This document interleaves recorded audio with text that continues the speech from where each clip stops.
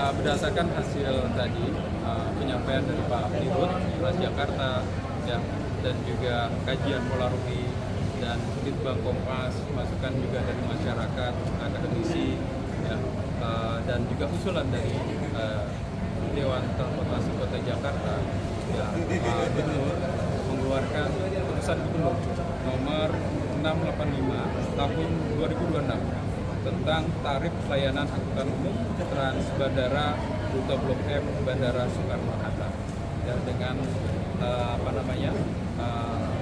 dengan tarif 15.000. Ini adalah bukan kenaikan, ini adalah penetapan karena sebelumnya belum ditetapkan kan masa uji coba ya. Jadi ini adalah tarif penetapan dan tarif dalam rangka perlindungan sosial ya. Ditetapkan pada hari ini 31 Juli 2026 ya, hanya tarif bandara. Tarif bandara itu Blok M Soekarno-Hatta, cuma satu rute saja dan berlakunya 1 September 2026. Sambil 1 bulan kita mensosialisasikan kepada masyarakat dan kesiapan masyarakat menerima. Terima kasih. Artinya yang Kalideres belum ditetapkan ya Pak? Untuk Kalideres Blok M, Kalideres Soekarno-Hatta itu belum ditetapkan, masih masuk dalam kajian yang nanti bersama-sama dengan tarif Transjakarta yang ada di internal Jakarta dan juga Trans Jabodetabek. Pak Gubernur masih menerima masukan-masukan dan masih mengkaji ya, dan setelah itu baru nanti kita informasikan. PT Samator Indogas Tbk mencatatkan lonjakan laba bersih hingga 178% menjadi 67,4 miliar rupiah pada semester 1 tahun 2026. Pemirsa, PT Samator Indogas Tbk membukukan kinerja keuangan terbaik sepanjang sejarah pada semester pertama tahun 2026. Ya, lonjakan laba bersih hingga 178% ini ditopang efisiensi operasional serta tingginya permintaan gas industri dan medis.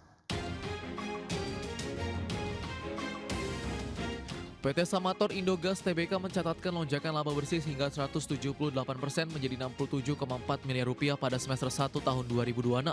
Capaian ini melesat dibanding periode yang sama tahun lalu sebesar 24,2 miliar rupiah. Laba bersih yang diatribusikan kepada entitas induk juga meroket hampir 3 kali lipat mencapai 65,2 miliar rupiah.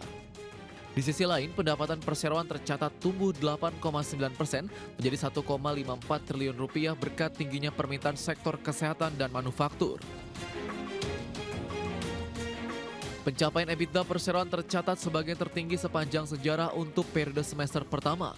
EBITDA yang dilaporkan melesat 10% secara tahunan mencapai 452,5 miliar rupiah dengan margin meningkat menjadi 29,3%. Laba kotor perseroan juga naik 12,8% menjadi 725,6 miliar rupiah seiring efisiensi harga pokok penjualan. Direktur Utama Rahmat Harsono menyatakan peningkatan kinerja ini didorong oleh optimalisasi utilisasi pabrik serta efisiensi konsumsi listrik. Manajemen menegaskan perbaikan fundamental operasional menjadi kunci utama lonjakan profitabilitas perseroan. Pengendalian beban operasional yang ketat serta penurunan biaya pembiayaan bersih turut memperkuat kinerja keuangan emiten berkode AGII. Adapun memasuki semester kedua, perseroan bahkan mempertahankan eksekusi bisnis yang disiplin serta otomatisasi teknologi.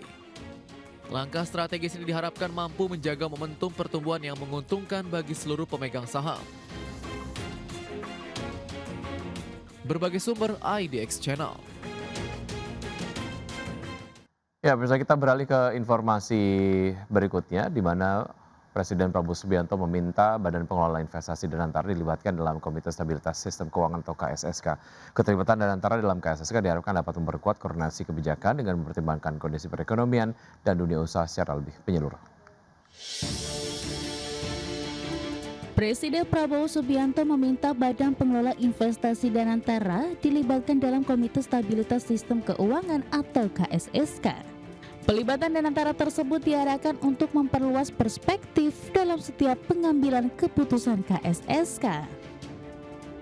CEO Danantara Rosan Roslani mengatakan keterlibatan Danantara dalam KSSK diharapkan dapat memperkuat koordinasi kebijakan dengan mempertimbangkan kondisi perekonomian dan dunia usaha secara lebih menyeluruh.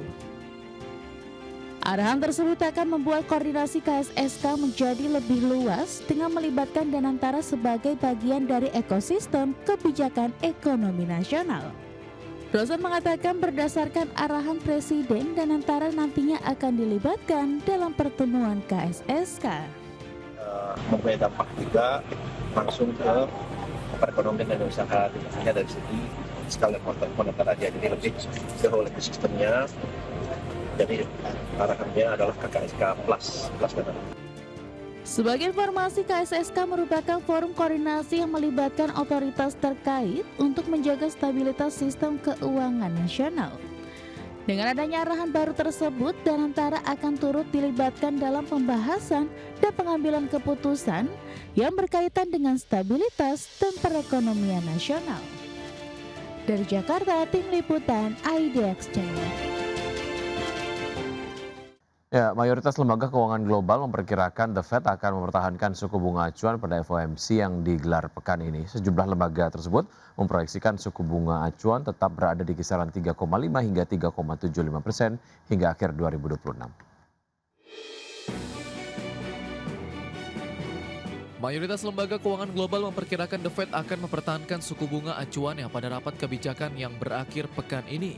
Namun semakin banyak analis yang mulai melihat peluang Bank Sentral Amerika tersebut menaikkan suku bunga akibat lonjakan harga minyak yang kembali memicu kekhawatiran inflasi. Lonjakan harga energi tersebut dikhawatirkan dapat membuat inflasi tetap bertahan di atas target 2%, sehingga The Fed perlu mempertahankan kebijakan moneter yang ketat lebih lama. Meski demikian, sebagian besar broker besar masih memperkirakan The Fed akan menahan suku bunga pada pertemuan pekan ini. Sejumlah lembaga keuangan besar seperti Goldman Sachs, Morgan Stanley, JP Morgan, Barclays, HSBC, Nomura, Wells Fargo, Standard Chartered memperkirakan tidak akan ada perubahan suku bunga tahun ini. Mereka memperkirakan suku bunga acuan The Fed tetap berada di kisaran 3,50% hingga 3,75% hingga akhir 2026. Sementara itu, Citigroup menjadi salah satu lembaga yang masih memperkirakan The Fed akan mulai memangkas suku bunga pada 2026. Di sisi lain, sejumlah broker mulai mengadopsi pandangan yang lebih hawkish. Bank of America Global Research menjadi yang paling agresif dengan memproyeksikan 3 kali kenaikan suku bunga masing-masing sebesar 25 basis poin pada September, Oktober, dan Desember. Adapun pelaku pasar kini menantikan hasil rapat The Fed beserta proyeksi ekonomi dan pernyataan Bank Sentral untuk memperoleh petunjuk mengenai arah suku bunga pada sisa tahun ini. Berbagai sumber IDX Channel. PT Era Jaya Swasembada Tbk membukukan kinerja keuangan yang solid dengan meraih laba bersih sebesar Rp784,02 miliar pada semester 1 tahun 2026. Ya, lonjakan laba bersih sebesar 37,96% disokong oleh tingginya pertumbuhan penjualan gawai serta produk gaya hidup. PT Era Jaya Swasembada Tbk atau ERA mencatatkan lonjakan laba bersih sebesar 37,96% menjadi Rp784,02 miliar pada semester 1 tahun 2026. Capaian ini melesat tajam dibanding periode sama tahun lalu sebesar Rp568,30 miliar. Pertumbuhan laba bersih ini sejalan dengan kenaikan penjualan bersih yang melonjak 22,39% mencapai Rp42,90 triliun. Penjualan dari segmen telepon seluler dan tablet menjadi penopang utama pendapatan dengan menyumbang Rp32,45 triliun. Selain itu, segmen aksesoris dan produk lainnya menyumbang Rp6,3 triliun, diikuti komputer dan elektronik sebesar Rp2,4 triliun, serta produk aktif dan lifestyle senilai Rp1,74 triliun.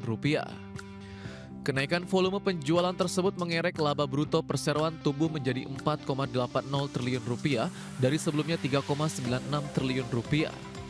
Peningkatan pendapatan lainnya melonjak menjadi Rp437,56 miliar juga turut memperkuat laba usaha perseroan. Total aset perseroan tercatat tumbuh menjadi Rp29,34 triliun hingga akhir Juni 2026 dari posisi akhir 2025 sebesar Rp28,85 triliun. Sementara itu, total liabilitas dan ekuitas perusahaan masing-masing berada pada posisi Rp18,4 triliun dan Rp10,94 triliun. Adapun lonjakan laba periode berjalan hingga 43,96% mencerminkan solidnya ekspansi retail modern perseroan di pasar nasional.